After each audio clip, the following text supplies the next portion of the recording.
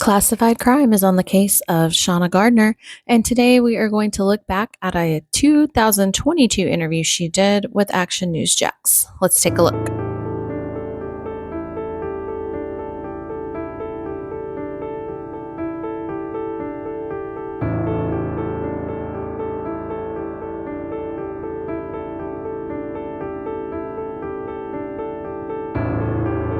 If you have been following the Shanna Gardner case out of Jacksonville, Florida, then you may have seen this 2022 interview with Action News Jax.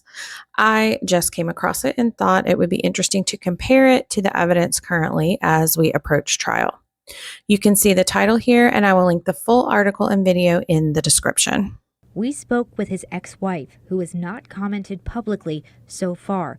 Our first question: why have you stayed silent? I was asked to not talk to the media or give a public statement, but with the level of speculation, I felt that now it was necessary to speak out. Shanna Gardner revealed she was asked by Jared Bridegan's widow, Kirsten, not to speak publicly, but we wanted to know how the relationship could have gotten to that point.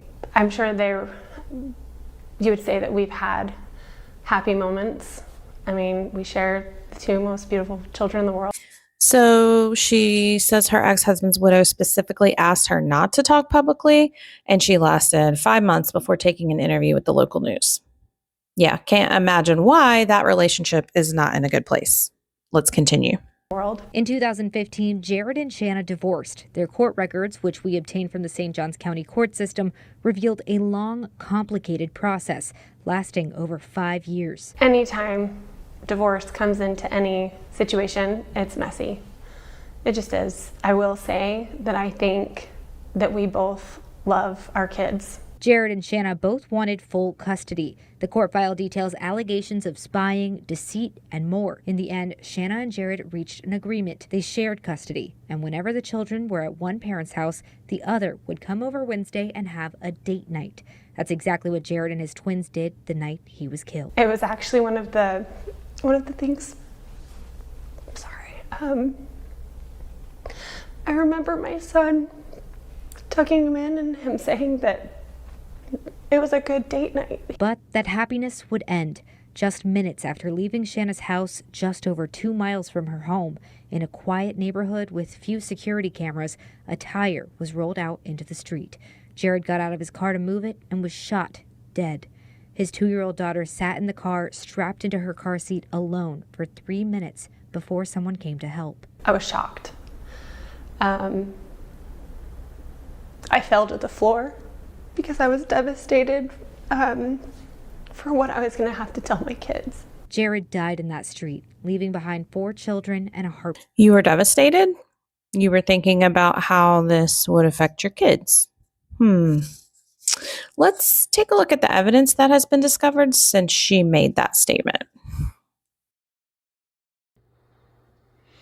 Gardner and Fernandez are accused of hiring Fernandez's former tenant, Henry Tenon, to kill Bridegan. Tenon has pleaded guilty to being the triggerman.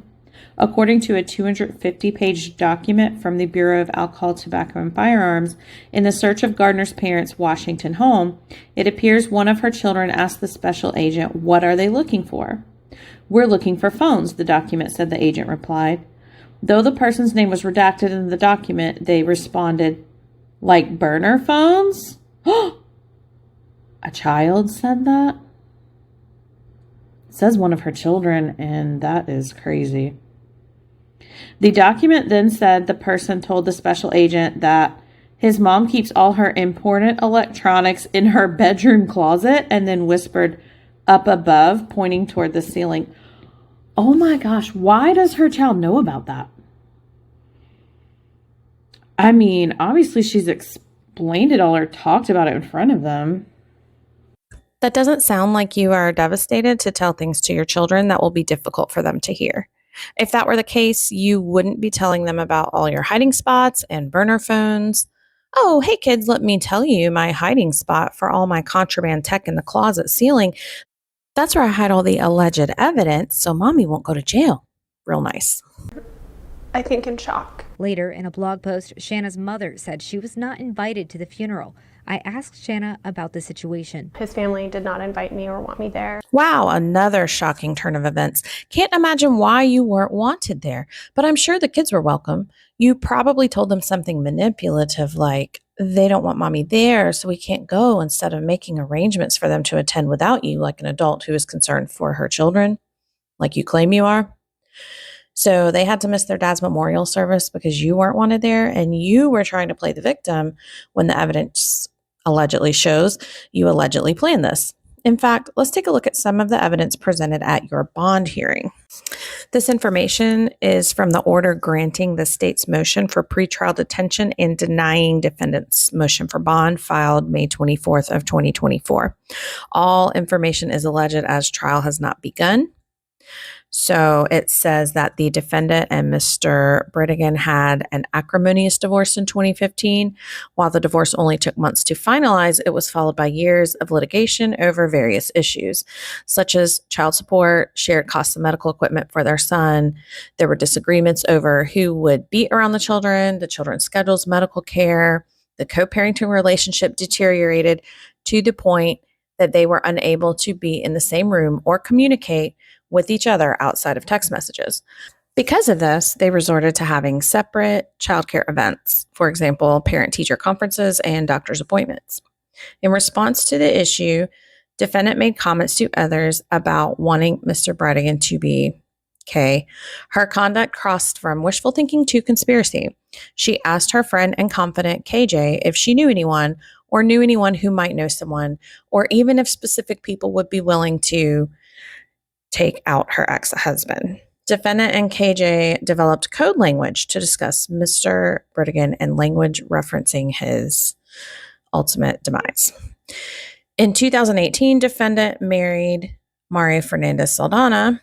According to KJ, defendant discussed Fernandez as a strong contender of someone to take out her ex-husband. She bragged to others that Fernandez had previous military experience and was both willing and capable of gathering a group of men to take out Mr. Bredigan.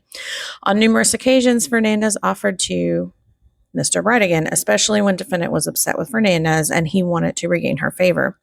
Defendant told KJ that Fernandez would watch Mr. Bredigan's movements and develop patterns to demonstrate to the defendant that he had the ability to take him out. Detective Johns and his colleagues interviewed an extensive number of witnesses and investigated what could possibly have prompted someone to take out Mr. Bredigan. Detective Johns interviewed people who had minor spats with Mr. Bredigan, and he did not uncover anything of value. The investigation ruled out hidden drug, gambling, affair, or debt issues. According to the detective's investigation, Mr. Bredigan lived a quiet and religious life. The only consistent theme from many he interviewed was that defendant hated Mr. Bredigan, hated having to share custody of the children with him, and wanted him gone. It is evident that defendant aided and abetted of her ex-husband. It began with a clear pattern of defendant attempting to find people to be a hitman. She asked friends if they would be willing or if they knew someone who would take out her husband. She asked acquaintances like a tattoo artist if he knew anyone.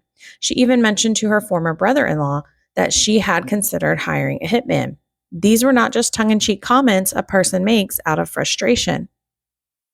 As defendant argues, they were overt actions occurring over multiple years. When defendant was not explicitly asking if someone would take her husband out, she was lamenting to others how terrible Mr. Bredigan made her life and how his actions frustrated her goals as a mother. Now, all of this information is alleged, and the defendant is presumed innocent until proven guilty. But yeah, can't imagine why your ex's widow did not want you at the memorial. And if these allegations are true, then why were you shocked and devastated? Let's keep listening. Me or want me there. But the day before a vigil hosted by Jared's widow at Celebration Park, Shanna was photographed at the park with her kids by the tabloid Daily Mail. Talk about a violation of privacy, because my kids know that they were photographed and they were worried. So you just happened to show up at the same park that memorial service was held after being asked not to be there. Of course, it says it was the day before, but that sounds kind of like a control move. She also claims there was a violation of privacy with their photographs being taken, but you were in a public place. And what about the family's privacy request that you ignored? Yes, it was the day before the service, but it just seems like a way to pick at an already rocky relationship that her children are going to have to be in the middle of, even without their father being in the picture, because they have siblings and family on his side. And I don't understand why her kids would be worried that they were photographed, because kids will generally just ask their parents about situations they're worried about. And you, as the parent, set the tone for their emotions about a situation. So they look to you for how to deal with unfamiliar situations. So, what exactly would she have told them that made them concerned that someone was taking pictures? I did a Google search about privacy and photographs, and that AI overview shows that you cannot expect privacy in a public place. While it is considered respectful to ask for permission, it is not legally obligated, because being in a public space, by being there, you have given implied consent and you have waived an expectation of privacy by being in the public place. So, unless the photographer is planning to use the photographs commercially, consent is generally not needed. Since this was for a published work, there may have been consent needed, but that's just my quick research that I did. I am not an expert. Having a role in Jared's death, citing their rocky divorce papers and her absence from the funeral. Even though we didn't always get along, he was still the father of my kids. So I asked Shanna the question. Did you have anything to do with Jared's murder? No, I did not have anything to do with his murder. Shanna says she has no idea if the murder was targeted or what Jared was involved in, saying they ran in different circles. But Action News Jax reported in June, Shanna had hired criminal defense attorney Hank Cox. He was referred to me by several friends, and ultimately my kids' images and videos were being used in the media without consent. Shanna said Cox was hired to protect her kids. I asked her if she thinks she will face criminal charges. She says no, that she's cooperated with detectives. Do you have any idea who might have done this? I do not have any idea. As I said, we've been divorced. Exactly. He was still the father of your kids. So that makes this even more callous if the allegations are true. And you were claiming you hired a criminal defense attorney to help you with the issue of your children being photographed? Why would you have several friends that refer a criminal defense attorney? Do you know a lot of people that have used one? And I mean, call me crazy, but I don't feel like a criminal defense attorney would specialize in that kind of an issue, publications, privacy violations, things like that. So I feel like there would have been a different kind of attorney you would have hired if it was just for that reason. So that looks suspicious to me. And also claiming to have no idea, none at all, who could have done this with all the evidence stacking up against her is crazy. And since trial is coming up, hopefully she gets an idea soon, because she seems to have a lot of evidence piling up and one tall mountain for her defense attorney to climb. So what are your thoughts on this case? There are many layers to it, and I have barely scratched the surface. I will continue to follow updates on Shanna Gardner and the upcoming trial.